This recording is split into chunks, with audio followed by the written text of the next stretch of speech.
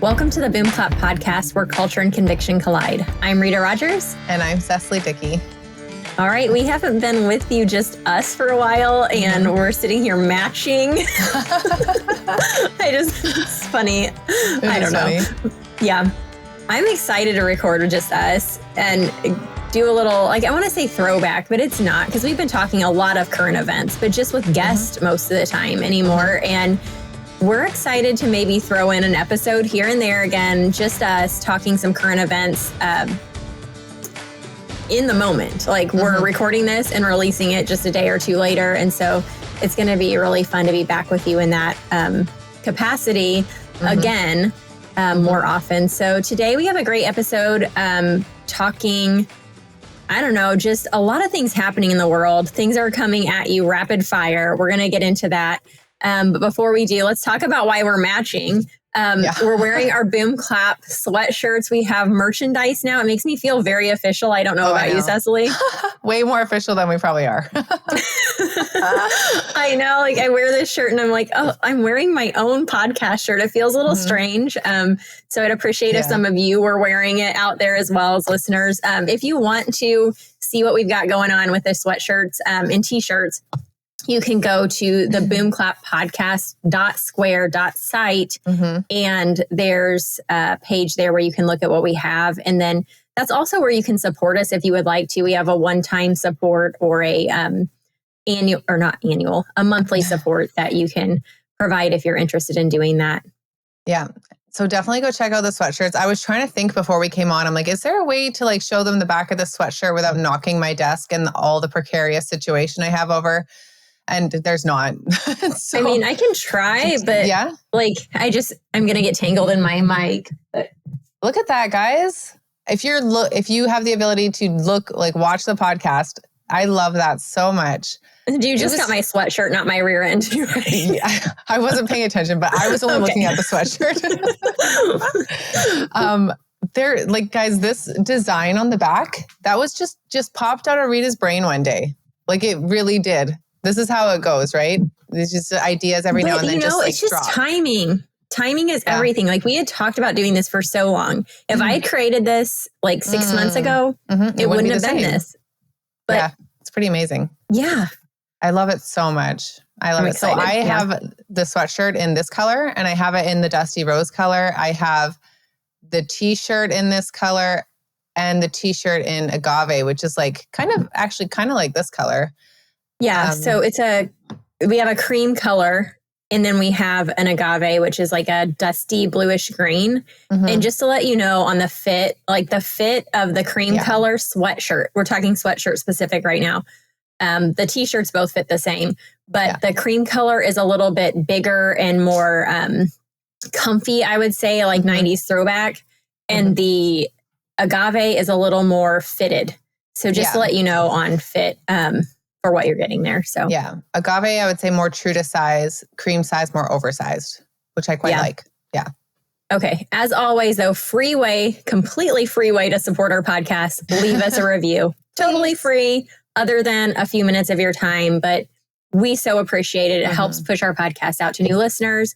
It helps us just to know that, hey, we're doing something that people appreciate and are resonating with. So it helps in multiple ways. 5-star review, or you can leave a written review on Apple. So, all right. Just what we had last week, we had Ashley Landy on with us talking psychedelics. So good. If you guys are why are you talking about psychedelics? Trust me, there's a reason. It is widespread. People are using them for PTSD, for enlightenment, all of these things. But as Christians, we need to beware. She was amazing to talk to. It was one of those conversations where it's we asked her one thing, it kind of went a lot of places.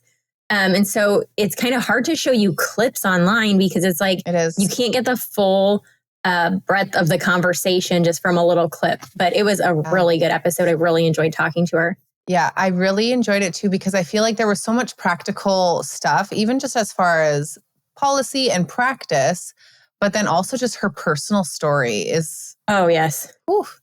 It's so good. I really enjoyed listening back to it. And so I highly recommend, if you guys haven't listened yet, do it, because no matter what you want to get out of it, you're going to get something out of it. Like it was just, she was great. Yeah, for sure. And then next week we have Shanda Fulbright on with us again. One of our friends that we've had on several times. I know you guys enjoy her episodes. I'm really excited to talk to her again about worldview. Yeah. So she actually is putting on a course coming up soon for middle schoolers. And I can speak from experience that her courses that she has for middle schoolers are excellent, because my son, when he was in grade 6, he did her apologetics course, which was really well done. And it was he would even say now, he's in grade 8, that it was really foundational in firming up his beliefs and bringing him to where he is now. So I'm just very thankful for that. And so when we saw that she had this worldview one coming up, I asked him, like, would you be interested in doing Shanda's worldview course? And he was an immediate yes. And there's 2 ways that you can do it. You can either do it self-paced, or you can do it like where you show up for a Zoom every week with her. And our family is not big on like having to be somewhere at a certain time each week, like in doing these scheduled things, but he actually wanted to choose the Zoom option. So that just tells you a little bit more. Like it's engaging, it's fun. He wanted to do like the show up for class option because he just really got a lot out of it last time. So things they're going to cover is what is worldview and why does it matter? What sets Christianity apart from other belief systems? How can I confidently respond to challenges to my faith? And what tools are available to think critically about competing ideas? So Weston, my 8th grader, he was really excited to just learn a little bit about other world religions. He's always been curious about that. And so I really think they're going to do a great job with it. And your middle schoolers can take this course too. So we actually have a code that we'll put in the show notes, like the link to the course, if this is something you might be interested in. It starts February 24th. Our episode of Shanda's not coming out till the 19th. So we wanted to mention it on this episode so that if you think this is something your kids might be interested in, you can start thinking about it, because the course is already over half full and they do cap it. So I'm not sure, that was like a week ago that I saw that. So if you're thinking about it, really seriously think about it. Check out the link that we're going to put in the show notes. Decide if it's a good fit for your kid. Use the code BOOMCLAP10, and that's going to save you 10% off the entire course. So, is Shanda teaching the course by herself, or is Frank also involved? She's teaching the course by herself, and then Frank is joining her on the last session for like a Q&A, which was really fun because during the apologetics course last time, Weston really looked forward to that Q&A. And he had like his question ready because they all got to ask Frank a question. And then about a year after that, or a year and a bit, Frank came to Chilliwack, BC, Canada, which is close to where we live. And he did a conference at a local church, and Weston went there as well. So just really cool for kids to be able to talk directly to some of these big names that are answering these big questions. Yeah, very good. All right. You want to just let's get into our talk today? Yeah. I like these episodes just because we get to talk back and forth. And this is the episodes where we bring a cup of coffee and we chat. Well, and you guys grab your cup of coffee and chat with us. Yeah. And I don't know that I would have wanted to wear like our BOOMCLAP sweatshirts, because I don't normally wear a sweatshirt when we record. I don't like dress up or anything, but I wear something that's not a sweatshirt. But I'm like, oh, it's just me and Rita. It'd be a perfect time to wear our BOOMCLAP sweatshirts. Actually, an episode that we have coming up at the end of February is with this great guy, great lawyer. And he had emailed us the day before the recording with us. And he's like, should I wear a shirt and tie, or is like just a collared shirt okay? And I was like, oh my goodness. Or what did he say? Like a suit and tie or something. Suit and tie. Yeah. Suit and tie. I'm like, whatever you want to wear is absolutely fine. So if he saw us now in our sweatshirts, he'd be like, okay, I guess I didn't have to worry about asking that question. Yeah, that's good. All right. Well, life is busy, but also the world is just moving at a really fast pace right now. Like ever since Inauguration Day here in America, things have been happening like so fast. Mm-hmm. And it's really hard to keep up. And I was thinking the other day about how I am someone who likes to keep up and know what's going on, and I feel responsible to do so. But I can't. Like I cannot keep up with everything going on in the world and be a good steward of my home and my family. Like it's just impossible. And so I was talking to Cecily actually about this, but in a different capacity at the time. But like, how do you keep up with everything? And what are we actually responsible to keep up with? Mm-hmm. It's a great question. Yeah. I mean, and so I was thinking about how we actually answer that question. And for me, like, there's so much going on that I am incapable to change. Mm-hmm. And it sounds maybe a little like a sad way to live, to think like you're incapable of changing some of these hard, big things like AI. I'm not really a big fan of any of that, but it's coming regardless of if I think Elon or Zuckerberg or any of these people are wrong. Like, it's coming. But that doesn't mean I shouldn't inform myself about it. I should stay informed, but in a way that I can make applicable changes to the way I interact with it, right? I don't have to know about it in a capacity that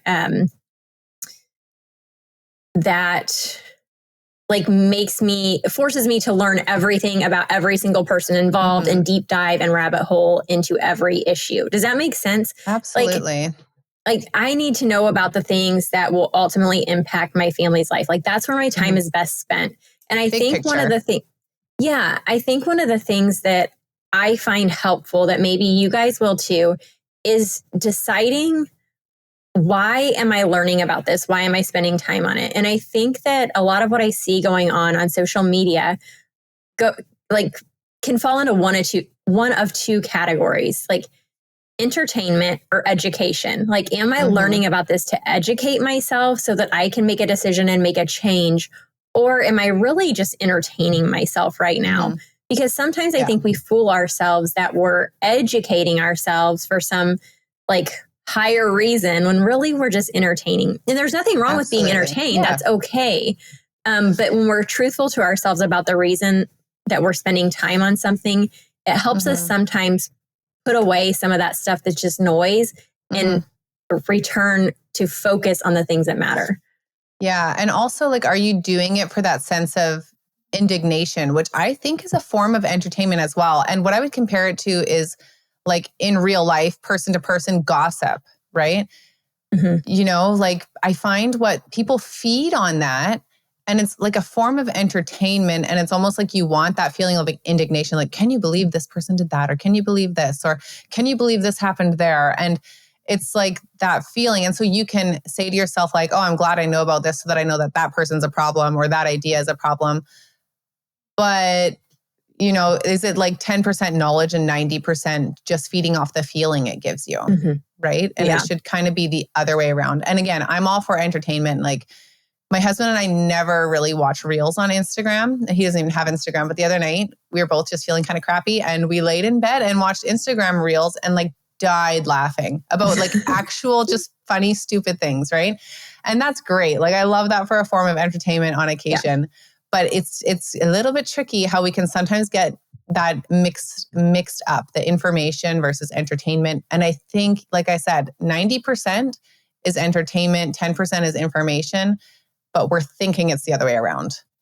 Yeah, I think House and Habit for me is a prime example of that. Like, what she is doing is valuable. Don't get me wrong. She's talented at what she does. Yeah. Yeah, don't misunderstand me on this. I don't think what she's doing has no value, because I think she has really shed light on a side of politics that is valuable. But I think a lot of people, myself included at times, can watch the stories and think that like we're gaining some kind of information, but often it's more entertainment, like gossip level.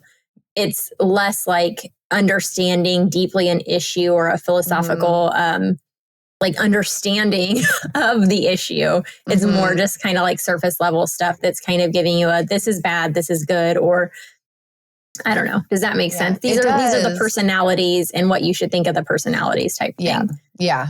Anyway, there's a Taylor Swift example from her stories that I could talk about later.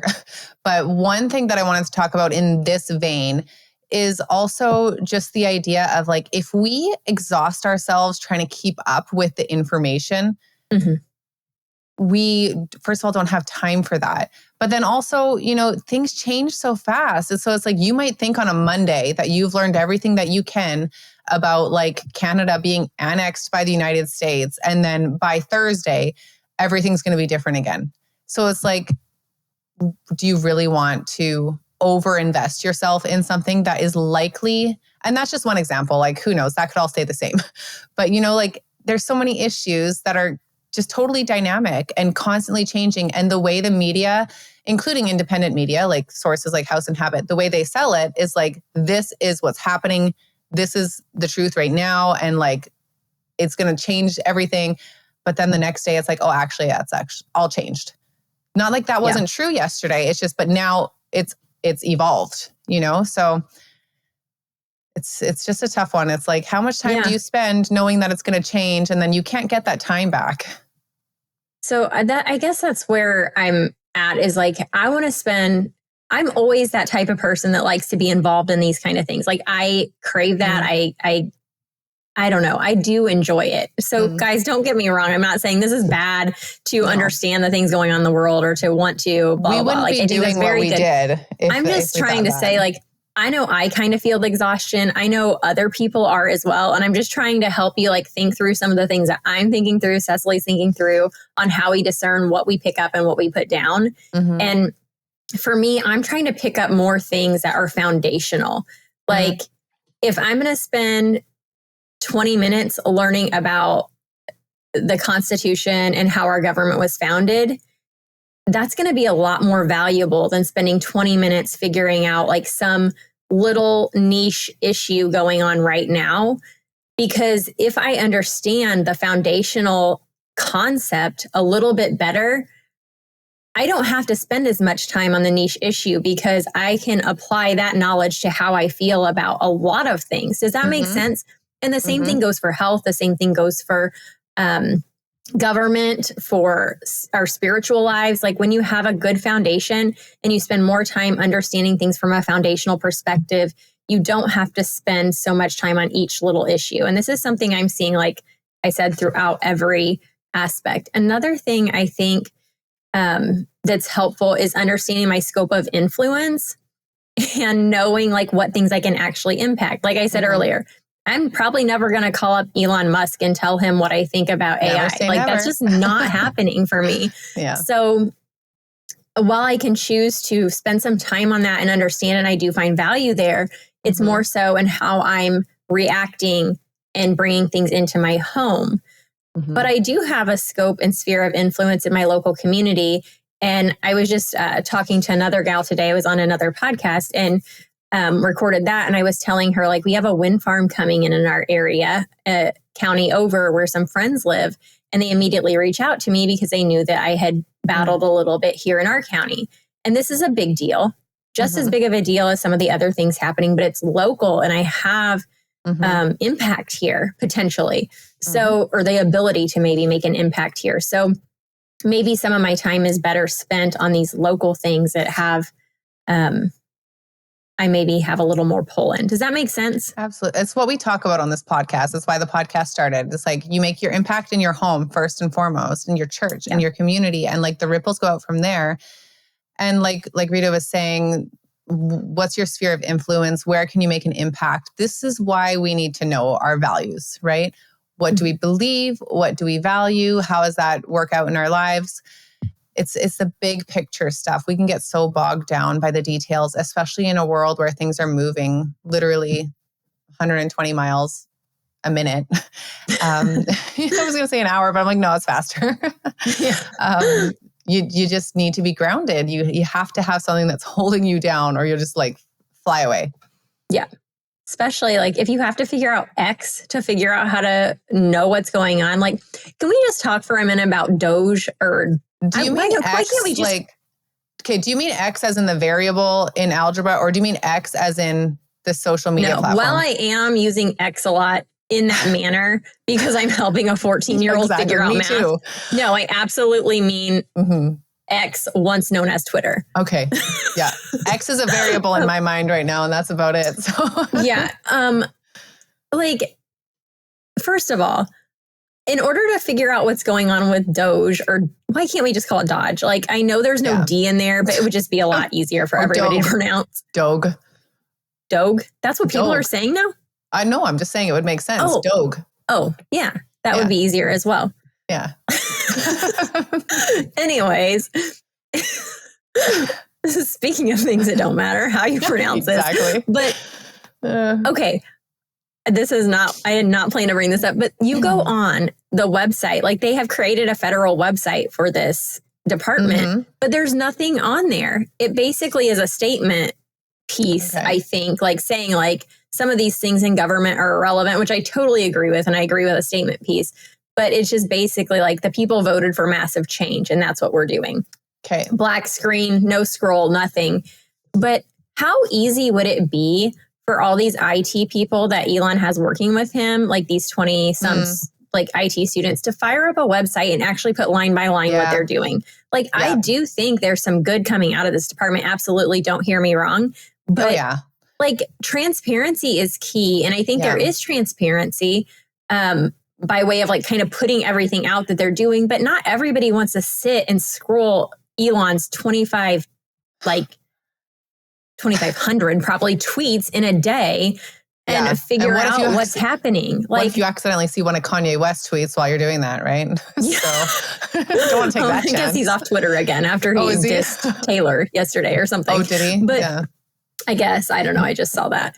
But I find Twitter to be like, for somebody who really likes symmetry and streamline things and very much is a visual person, I find Twitter to like make me crazy mad. Like not mad like angry, but mad like insane when I go on there. Like I can't like focus. Yeah. I don't have it, so I wouldn't even know what it looked like, to be honest with you. Because it used to be when it was Twitter, you could at least like go on and see some stuff. You can't see anything now if you're not on it. So yeah, I appreciate the way media is going as far as like more transparency, people being allowed to be in the White House briefing room that aren't necessarily mainstream legacy media. But at the same time, like if we want true transparency, just put it on a website where everybody can access it, that it's like really easy to get to instead of just tweeting your changes. Yeah. I have a couple questions about this first of all. Okay. So one question will be about DOGE. I'm going to call it DOGE. Just makes the most sense to me. And second, which I'll actually ask first, is going to be about the White House press briefings. So I was reading in an article that certain places like got the boot, like certain publications that I'm not even going to try to remember, like New York Times or something, like got the boot, and then this person's taking their, not this person, but this organization or person is taking their place. So I'm just curious from a person's perspective, how are they deciding, like, why is this person or organization getting yanked from the press briefing room and these people are being allowed in? You know, from an outsider's perspective, it could look like, oh, they're just taking out the ones they don't like and replacing it with the ones that they might like, which is actually not good. And so if I'm missing something on that, I would like to know, because I think it would be great if there was like a balance of like, these are left-leaning, these are right-leaning, these are completely independent. But instead, it looks like, and again, this was just from like one or two articles that I read this, it looks like a removal of some of the bigger, more left-leaning agencies, replacing it with more right-leaning. So I know people aren't going to like to hear that, but is it true? Like, I don't know. No, I don't think that people aren't like going to like to hear that. I think that's a good thing to do, potentially, if that's why they're doing it. I'm not 100% sure, Cecily, because I don't know when that happened exactly as far as timeline wise and with the USAID thing. I don't know if they've just removed people that were receiving funneled funds. Maybe. Yeah, that's what I mean. Like maybe that's the component that I'm missing. I want to believe I'm missing something. Or if it's just the people that are more left-leaning. And I don't even want to say left-leaning because it's like complete lies. I know. But you have that on both sides, really. Yes. You have people on both sides just spinning their story. And so I really think, I just think make room for the independent media to come in and just offer bold transparency, but allow the other people to keep doing their thing. That's how I feel. They're going to keep spinning their wheels and eventually go under. Exactly. Like let them be their own destruction. Like, I don't know, you remove them. It just doesn't look right, you know? And the other question I had about DOGE was, is that a government agency or is it external to the federal government? No, it's not external. He replaced, I wish that I knew you were going to ask this because I could have pulled up I just thought of it. No, I could have pulled up the actual information for you, and maybe we can type this in the show notes. Remind me. But there was another organization that because people are saying this unconstitutionally, he just created this out of thin air. And so I looked into it a bit, and there was another organization, something digital, something, same acronym even. And he removed that and basically replaced it. And I think Elon's on like some kind of special government employee for like 130 days or something like that. So no, it is within the government. Okay. And it isn't unconstitutional. The part that I think could be potentially is the fact that Congress has delineated spending and they're undoing it without going back through Congress. Right. But the spending that was lined out was unconstitutional in the first place. Like all of these 3-letter agencies were unconstitutional, you know, like the powers of the government are enumerated, and you're supposed to have an executive branch. You're supposed to have a judicial branch. You're supposed to have a Congress. And we have Congress, you know, passing funding for agencies, but the funding isn't lined out like exactly what it is going to do and where that's going to go. And there aren't laws behind that funding. So they send the money out to the CDC, then the CDC decides what they're actually going to do with the funding. So like who said that a while back? And I was like, this is exactly right. When Nancy Pelosi says, like, maybe it was Frank Turek, when Nancy Pelosi says like, we've got to pass the bill so we can see what's in it. Like, she's not lying to you. Like, you pass the bill and the funding, and then the agency decides what they do with it. And then they put laws in place that affect the citizens' lives, laws by people who are working for these agencies that were never elected in the first place. So a lot of things are going on in our government that aren't constitutional in the first place. Yeah. And so a lot of this funding that's being undone, nobody ever actually voted for. It's not constitutional. So I find the constitutional argument a little bit hard. Yeah. Well, because we are far beyond the Constitution in the first place. Oh my goodness. Yeah. And I feel like that's becoming more and more clear every day, right? As more things come out. But this is why it would be good for DOGE to have a proper website. I'm laughing every time you say DOGE. So it'd be good for DOGE. Like, we'll call it DOGE now. I know. Silly Canadian. Yeah. It'd be good for DOGE.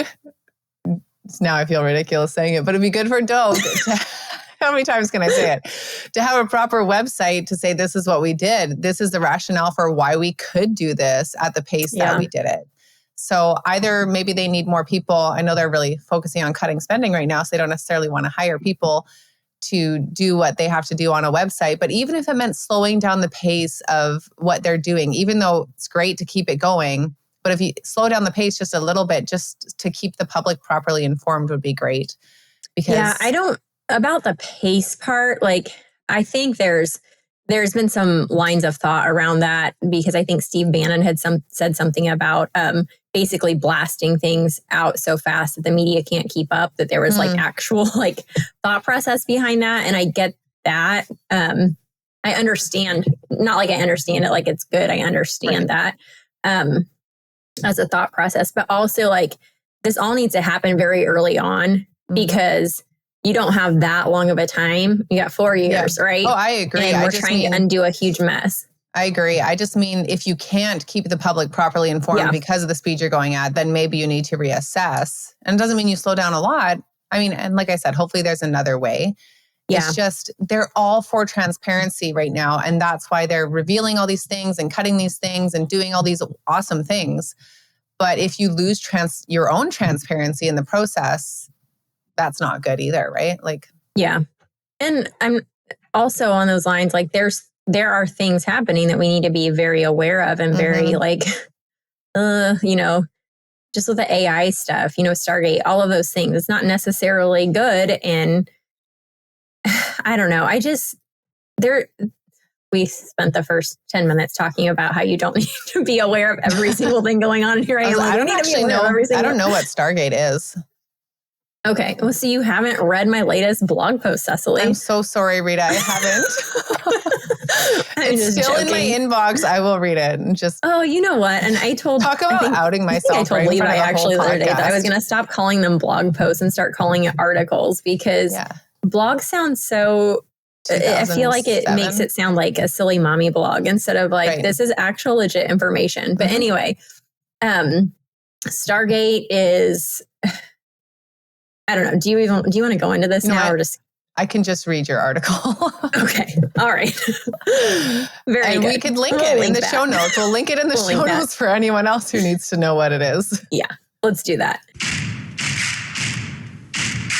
Things are happening quickly in our world. It seems as if there's no longer a news cycle so much as a constant flood of information assailing us. Part of our jobs as parents is to equip our kids to discern what is going on in the world. One way that our family loves to do this is through watching World Watch News every morning with breakfast. World Watch is a 10-minute current events program produced by Christian journalists that each weekday keeps kids up to date on what's happening in the world. Their reporters help viewers better understand today's headlines through news briefs and feature stories that inform and explain in an engaging and biblically sound way. World Watch offers parents and teachers a safe, reliable video alternative that develops a child's critical thinking skills and discernment and provides a positive way to spend screen time. Their stories are always really interesting. They have a great mix of current events and also just really interesting things that you normally wouldn't ever consider, but are really helpful to learn. So World Watch has been a really fun addition for our family. We've been doing it now for about 2 years. We highly recommend it. So World Watch has offered our BOOMCLAP listeners something special. So you can go to worldwatch.news and enter the code BOOMCLAP for a special offer if you'd like to try this out for your family. Transparency is great, but I think the main thing is like, there's kind of this undertone of retaliation and doing things like, we're just like, look at how upset everybody is on the other side. And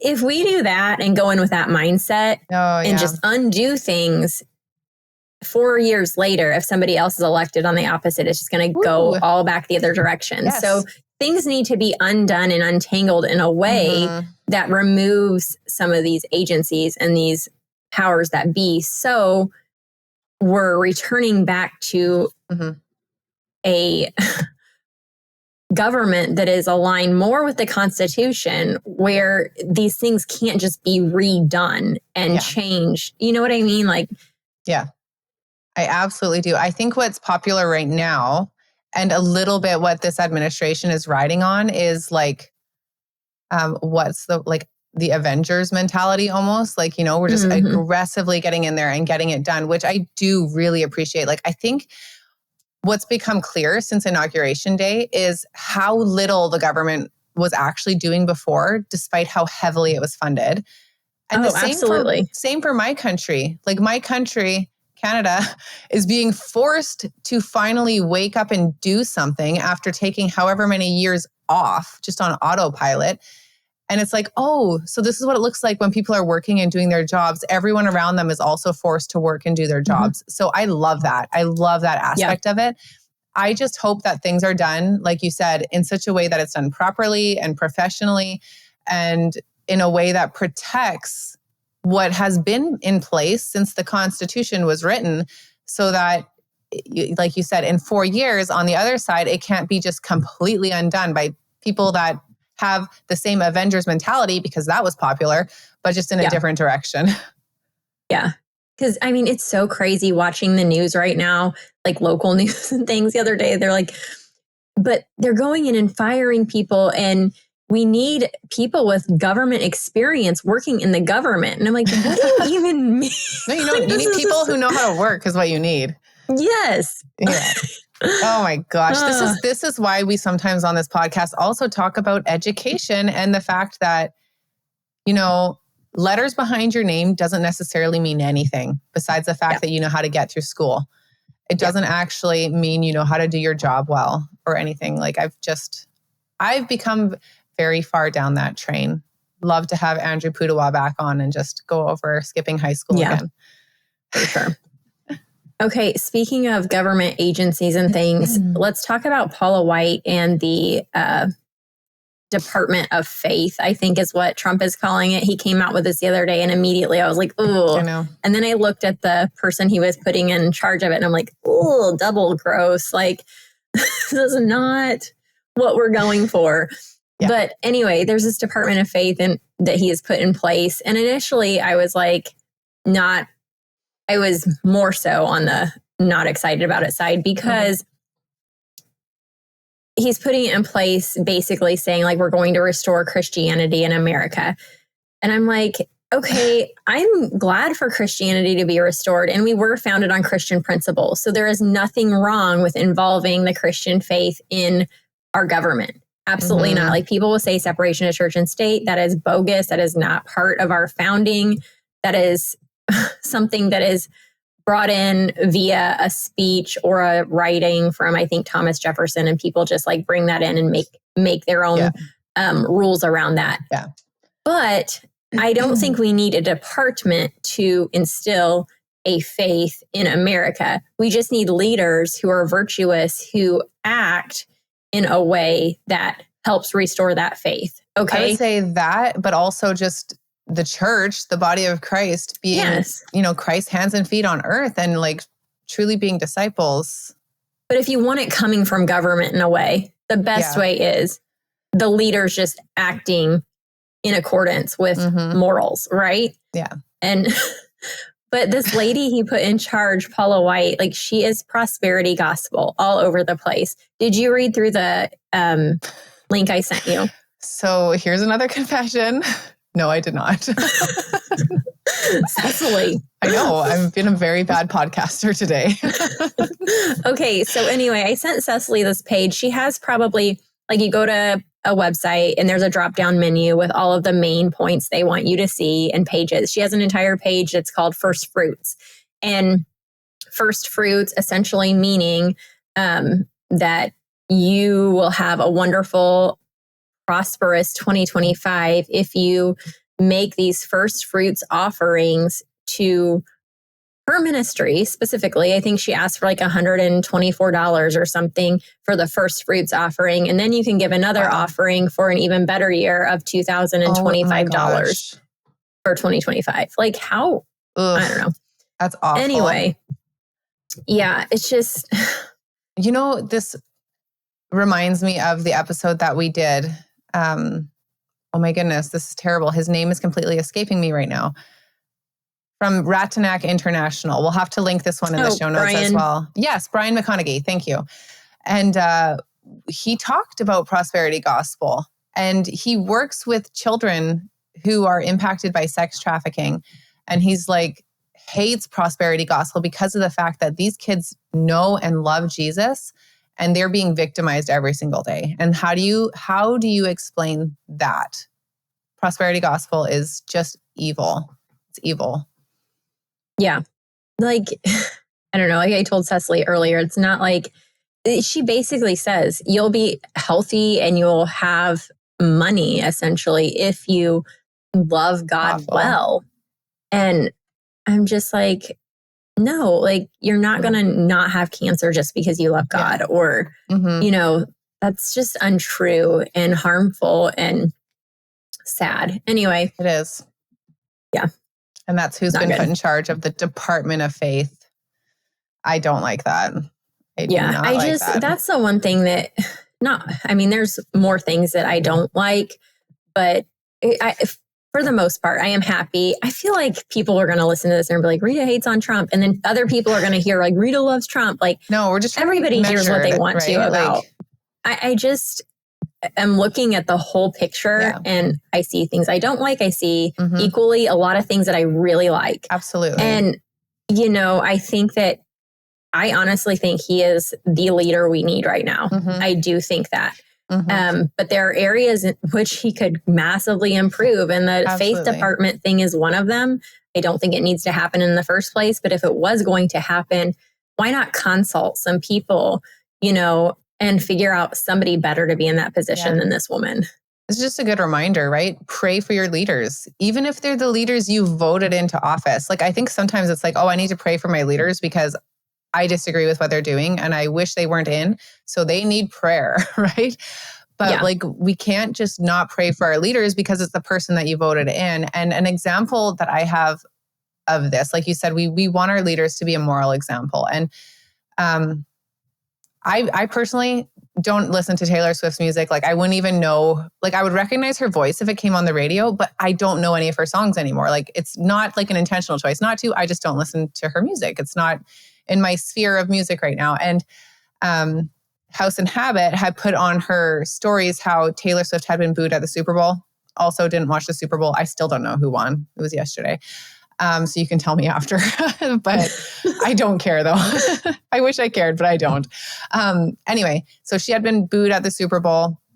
And then Donald Trump had tweeted in response to that, something, MAGA shows no forgiveness, as if it was a good thing, you know, but he's also the one saying we're going to restore Christianity in America, but also we take pride in not having any forgiveness. So just like all of us, there's so much room for sanctification, right? There's so much room for sanctification. And this is why it's like, be grateful for policy that he's putting in place, keep voting for the policy you want to see, but keep praying, right? Because how amazing would it actually be if his heart truly did surrender and submit to the gospel, and we got to see him being sanctified by the Holy Spirit. And then his hard work ethic was also, you know, headed in a righteous direction, even more so than what it might already be. That would be amazing, right? Yeah, absolutely. Yeah. Anyway, it's just hard to see that. Hard to see no forgiveness. Yeah. Yeah. It's like kind of those moments where you're like just cringe and you're like, oh, why? You know? Why? Sometimes it's okay to be quiet, right? Like, you don't have to comment on everything. Yeah. Yep. Again, I don't hate Donald Trump, guys. I really don't. And it might sound that way. I don't. It's just, you know, I can say bad things about what I do too. You know, like it's okay to have an open eyes about the people around you and especially about your leaders. Yeah, the world, like, it would all be better if we just had more open dialogue and talked, like, held each other accountable on both sides of the aisle, not just the people that we are supposed to not like, you know? Yeah. Yeah. So all right, this brings me... going to talk about whether or not you guys are going to be America? A state or remain a country. Sure. I want to hear your thoughts first. I want to hear the thoughts of the American first. Is Canada going to become the 51st state? Okay. Do you like how I put it on you first? This bad to the Canadian listeners, but I don't know that we want Canada. Mm-hmm. Like, no offense. But, like, I think the land itself would be great, but... The people, you could just leave the people. Like, I would take a lot of you, but... Sorry, this is hilarious. Yep. Like, just as America voted for Biden at one time, you all have Trudeau, and you have a massively liberal government. So that tells me the people there are probably not in a place to make America better. Again. This sounds horrible, doesn't it? No, but I'm glad that you're being very honest because I have thoughts on it too. I'm like, why? Why are we trying to get Canada? Well, this is just it. I don't actually think... I think he's just trolling. I think it's hyperbole and I think it's trolling. But then Trudeau, I don't know if you had heard this. He had come out last week and said Trump is serious about this because he wants like the rare earth minerals and whatever. Yes. They had a conversation or something. And then when the press left the room, Trudeau had said this to some people that let it leak. Who knows? Who knows if that's true or not, right? Like, so he also only wants the land. Yeah. I mean, I think any world leader would say, we want the land of Canada. You know, maybe not the population, but the land. You know, it would make sense for anyone. If you would get that for free, sure, why not, right? But anyway... Do I want, now what's your question for me? Would I want that? Or what do I think about it? Like, what do you? Yeah, anything. Okay.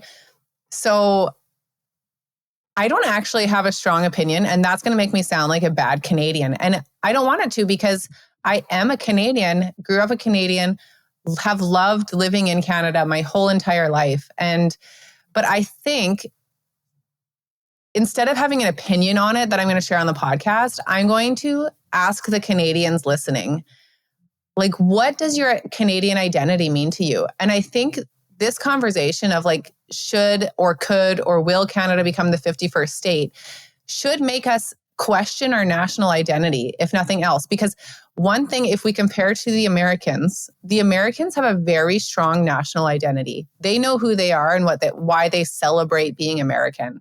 You know, there's some that hate being American, but I feel like in general, Americans have much more pride in being American than Canadians do. But I would say Americans have more pride. Oh, yeah.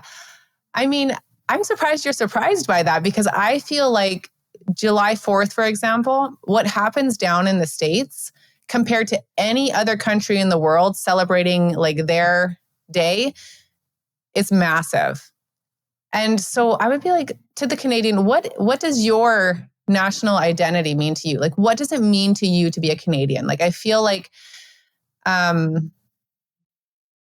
a lot of people wouldn't know what to say to that. Like, why do I love being a Canadian? Is it just like the emotional attachment to maple syrup and bacon? or like, do I have, oh my God, do I have better reasons for being proud to be Canadian? Which I really think you should. I just don't know that. We have great maple syrup. I mean, not as good as Canada's though, probably. I just think if you took a sampling of like, say 100 Americans, you'd have... I thought you were going to say a maple syrup. I am sorry. Hey, that's another test we could run though. Okay. But no, if you had a sampling of 100 Americans and you asked them like, why are you proud to be an American? You would have, I would guess, a majority of the answers being the same, or at least leaning in the same direction. And if you took a sampling of 100 Canadians, why are you proud to be Canadian? I think you would get answers all over the map. I'm not saying people wouldn't be proud to be Canadian, but I think the answers would be all over the map. Justin Trudeau himself said recently, one of the best parts about being a Canadian, or what Canadians would describe as our identity, one of the top things is that we're not American. Like, what kind of identity is that to say what you're not? Yeah. Anyway, and so he said that as if it was like some wonderful thing that he said. I'm like, don't you see that you're exposing the fact that we don't actually have a strong national identity? And so I would ask Canadians, like, do you want to be Canadian because of something that you truly believe in from this country? Or like, is it an economic reason? Because the economic reasons aren't very good, honestly, for being Canadian. Like, if we became American right now, we'd all get 50% richer just because of the dollar, you know? And again, I'm not saying I want to be American. That's not what I'm saying. I'm just saying I think Canadians can take this opportunity to really do some soul searching about what does it mean to be Canadian? Do you even know? And, okay, so this brings me to the next thing. At a Toronto Raptors game, I think it was the Toronto Raptors. Again, I didn't actually read the whole article because I just haven't been reading articles lately, clearly. But during the American national anthem being sung at the game, the Canadians in the audience, which it would have been most of them, started booing during the singing of the American national anthem, which is, in my opinion, disgusting. Why did they boo? Because of Donald Trump and the tariffs and all of the stuff that he's doing. And it's like they're mad at him for that. And I know that Canadians, even before he was elected, said this is going to be really bad for Canada if Trump gets elected. And I would just say, like, yeah, I think it would be hard at first. But I think in the long run, it'll actually be good for Canada because it'll teach us how to function. And sure enough, that's what's happening. It's rough for Canadians right now. But I think they're finally seeing like, hey, we've actually been completely mismanaged. And now we have to learn how to function. It's like there's been a giant vacation for the last decade, and now they have to learn how to do stuff. Mm-hmm. And you're mad at Donald Trump and the Americans? It's like, no, you need to be, first of all, mad at yourselves for having the wool pulled over your eyes for so long, and then maybe hold your government accountable. Anyway, I'm pretty peeved about some of these things. Well, I'm glad we talked about it. Hope you feel better getting some of that out. I do feel a little better because we haven't been talking. I do want to clarify, I would take you as an American, Andy, when you listen to this. I would love to have you, you and your family. But and our listeners. Yeah. But I don't know. No, I think we'll stay Canadian. That's a perfect example. If you're at a hockey game and they're booing the American national anthem because, of the reasons ridiculous. You think it potentially is, basketball, are we wanting to incorporate that? Yeah, exactly. Anyway, and again, that's just a sampling of the population. And I would guess half the people in there didn't even really fully understand why they're booing, but they went along with it. Just like most people didn't understand why they were actually wearing a mask, but they went along with it, or why they were standing 2 feet behind someone in the line because that's where the feet were on the ground. It's but they went along with it. So I think you can tell I'm pretty frustrated by all of this. Yeah. Anyway, I want to stay Canadian, but I feel like Canada has a lot of work to do, and it starts with the people. And I just hope we realize that before it's too late and we become American because we have no other choice but to let them have us. You know what I mean? Yeah. So, what? My oldest asked us what we were going to be talking about when I dropped him off a little while ago at my mother-in-law's. And I was telling her, I was like, one of the things we're going to talk about maybe is Canada becoming the 51st state. And she said, or my middle then was like, I kind of hope they don't, because if we go see Cecily sometime, I want to be able to say I went to another country. That's funny. So she's rooting for Canada as well. You guys better do it soon, just in case. Yeah. Well, and I also think of, if that did happen, how would they distribute it? We couldn't be just one state. You know what I mean? I know that our population is like the population of California. So technically, in that sense, we could be a state. But just landmass, and Quebec has a whole other thing going on. And, it's so diverse that it would be a haphazard state, gigantic and haphazard. So it would be interesting. Yeah. Yeah. Very interesting. Mm-hmm. All right. Anything else you want to cover? No, I don't think so. All right. I'm sure that we missed something huge that's going to come out tomorrow, because that's the speed things are moving at. Guys, don't even bother listening to this episode. It'll change by tomorrow. I'm just kidding. Please listen and share. Yeah. Okay. Well, I think that's it. So thank you guys for listening. We hope you enjoyed just us for a change, talking about some things that are currently happening right now. Don't forget to check out online Christian courses. We'll put the link in there. Code is BOOMCLAP10 if you're interested in your middle schoolers taking that course, and ask them what they think, because I wasn't sure that Weston would want to, but he was an immediate yes. So see what they think about that. You might be surprised.